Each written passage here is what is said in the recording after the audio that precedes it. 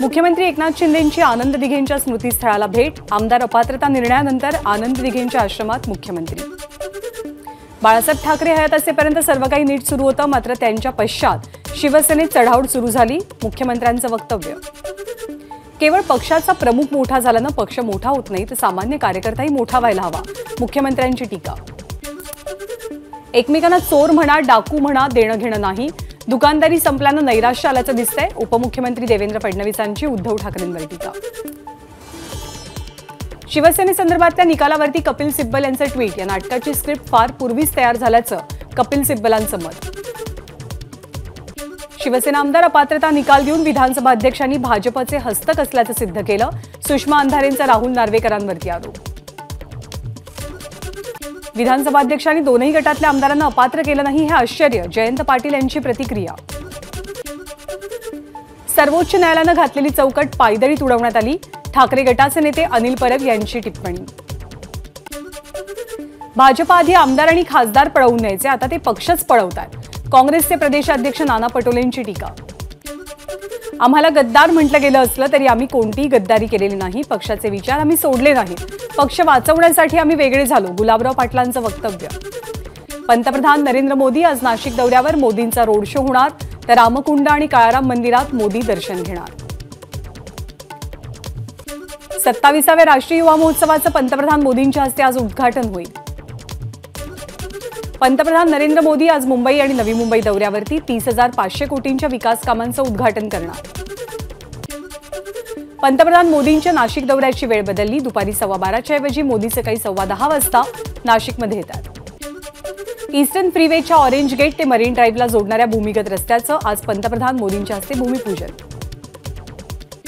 नरेंद्र मोदी आज पश्चिम रेल्वेच्या 6व्या मार्गिकेचं लोकार्पण करतील, गोरेगाव ते खार दरम्यान जवळपास 8.8 किलोमीटरचा हा मार्ग आहे।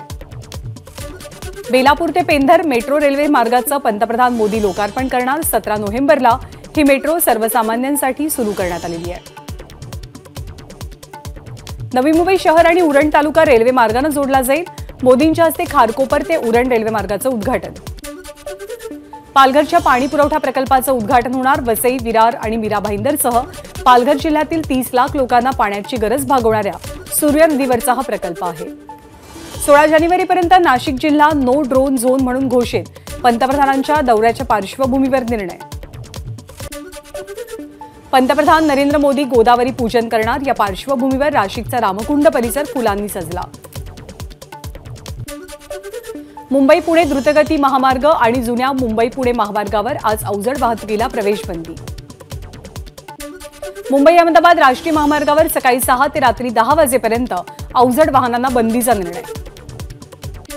शिवडी नावाशेवा सागरी सेतू आज नागरिकांसाठी खुला होणार, पंतप्रधान नरेंद्र मोदी अटल बिहारी वाजपेयी सागरी सेतूचं लोकार्पण करतील।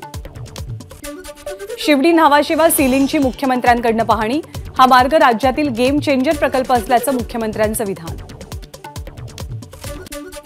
पंतप्रधान नरेंद्र मोदींच्या दौऱ्यानिमित्त नाशिक शहरात मोठा पोलीस बंदोबस्त, शासकीय विश्रामगृहाला छावणी सुरू। नाशिकमध्ये झळकले स्वातंत्र्यवीर सावरकरांचे फ्लेक्स, युवा महोत्सवाच्या पार्श्वभूमीवर चौकाचौकात नेते आणि महापुरुषांचे बॅनर।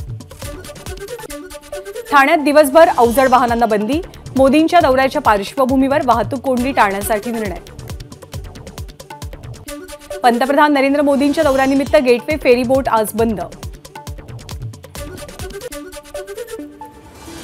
पंतप्रधान मोदींच्या दौऱ्याच्या पार्श्वभूमीवर शेतकरी नेते आणि स्वतंत्र भारत पक्षाचे अध्यक्ष अनिल घनवट यांना स्थानबद्ध केलं गेलं आहे।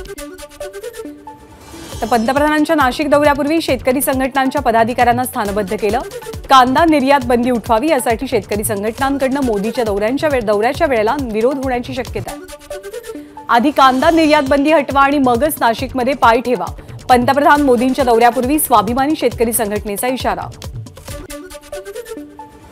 राजमाता जिजाऊंची 426व्या जन्मोत्सवानिमित्त सकाळी 6 वाजता शासकीय महापूजा, त्यानंतर जिजाऊंच्या वंशजांनी जिजाऊंचं पूजन केलं।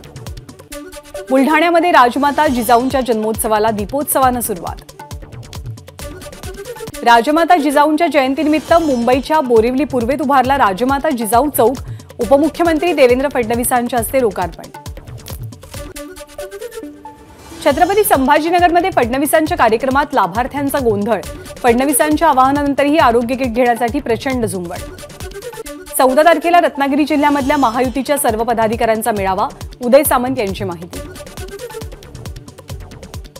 लोकसभा निवडणुकीसाठी सर्व जिल्ह्यांमध्ये संयुक्त मेळावे घेण्याचा महायुतीतल्या पक्षांचा निर्णय। आदित्य ठाकरेंकडून उद्धव ठाकरेंसोबतच्या फोटोंचा व्हिडिओ इंस्टाग्रामवरती शेअर। कायम तुमच्या पाठीशी असा आदित्य ठाकरेंचा व्हिडिओला कॅप्शन। थोडी तरी लाज शिल्लक असेल तर राजीनामा द्या, नाहीतर एकनाथ शिंदेंसोबत जा। नितेश राणेंचं उद्धव ठाकरेंना आव्हान। एबीपी माझा, उघडा डोळे बघा नीट।